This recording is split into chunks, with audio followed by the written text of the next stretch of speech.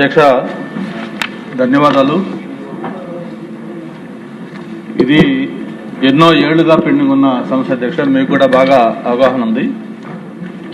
పంచగ్రామాలు అడివరం, యాపగుంట, చెమలాపల్లి, పురుషోత్తపురం, వెంకటాపురం 5 గ్రామాలు, 5 అసెంబ్లీ కాన్స్టిట్యూన్స్ అధ్యక్ష.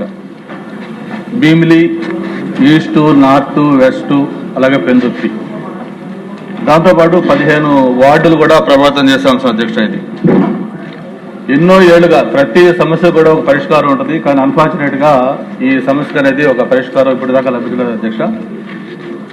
గౌరవ ముఖ్యమంత్రి చంద్రబాబు నాయుడు గారు 1996లో ఏదైతే అప్పుడు ముఖ్యమంత్రిగా ఉన్నప్పుడు ఈ ఇష్యూ మీద స్వర్గీయ అప్పల సూర్యనారాయణ గారి ఆధ్వర్యంలో ఒక హౌస్ కమిటీ కూడా కాన్స్టిట్యూట్ చేసి ఆ రోజు నుంచి దీని మీద చాలా సీరియస్గా ఎక్సర్సైజ్ చేయడం జరిగింది అధ్యక్ష.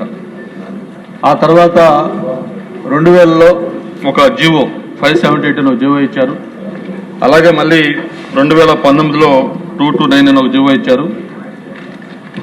మామూలుగా మన ప్రభుత్వం యొక్క స్లోగన్ కూడా సమాజమే దేవాలయం, ప్రతి పేదవాడు కూడా దేవుడు అని చెప్పుకునే ఈ దీంట్లో ఈ పేదవాళ్ళకి ఈ దేవాలయం సంబంధించిన ఈ సమస్య పెద్ద జటిలమైపోతా ఉంది. మామూలుగా ఇక్కడ 2 అంశాలు అధ్యక్ష. ఒకటి పంచగ్రామాలకు సంబంధించిన రైతుల అంశాలు, రెండోది ఏదైతే ఎన్నో ఏళ్లుగా అక్కడ ఇళ్లు కట్టుకొని ఉంటున్న వేలాది కుటుంబాలకు సంబంధించిన ఇష్యూ అధ్యక్ష. మీకు కూడా గుర్తుంది, 2014 ప్రభుత్వం వచ్చిన తర్వాత మనం మొట్టమొదటి క్యాబినెట్ ఆ రోజు ఆంధ్ర యూనివర్సిటీలో కూడా పెట్టినప్పుడు అందరం కూడా మనం అక్కడ ఆ రోజు క్యాబినెట్లో ఉన్నాము. ఈ ఇష్యూ మీద గౌరవ ముఖ్యమంత్రి గారు ఒక స్పెసిఫిక్ టైం ప్రోగ్రాం కూడా పెట్టి 100 డేస్లో దీనికి ఒక సొల్యూషన్ చూపించమని చెప్పిన కూడా ఆ రోజు చెప్పడం జరిగింది. ఇది మీకు ఒకసారి ఆ ఫోటో కూడా ఒకసారి చూపిస్తున్నాం మీకు. ఆ రోజు క్యాబినెట్ ఆంధ్ర యూనివర్సిటీలో మీరు కూడా ఈ ఫోటోలో ఉన్నారు.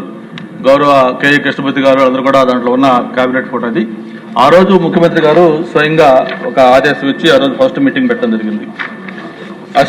అధ్యక్ష, అసలు ప్రధానంగా సమస్య ఏంటి అనేది ఒకసారి దీంట్లో మనం వెళ్తే, మామూలుగా ఏదైతే ఈ 5 గ్రామాలకు సంబంధించిన రైతులతో ఒక ఇష్యూ పక్కన పెడితే, రెండోది ప్రధానంగా ఇప్పుడు అక్కడ నిర్మాణం చేసుకున్న హౌసెస్ అధ్యక్ష.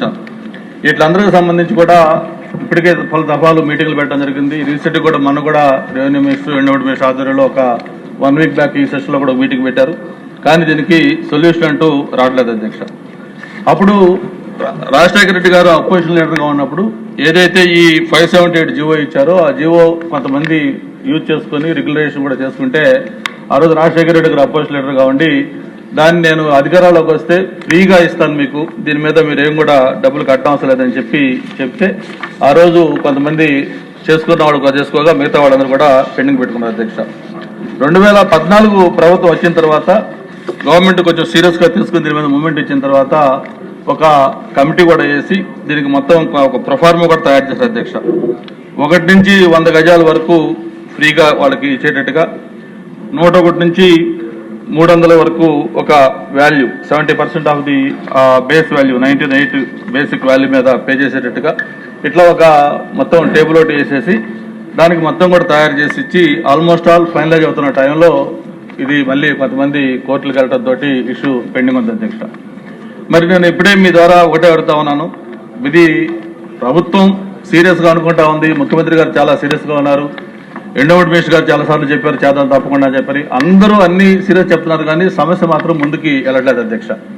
ప్రాబ్లం ఎక్కడుంది అనేది కొంచెం సీరియస్గా దీన్ని తీసుకోకపోతే ఇది మనల్ని చరిత్ర క్షమించదు అధ్యక్ష. ఎందుకంటే నేను 30 ఏళ్లుగా రాజకీయాల్లో ప్రతి ఎన్నికలప్పుడు కూడా ఈ పంచగ్రామాలు అనేది ఒక ప్రధానమైన ఎన్నికల అజెండాగా పెడతా ఉన్నాం.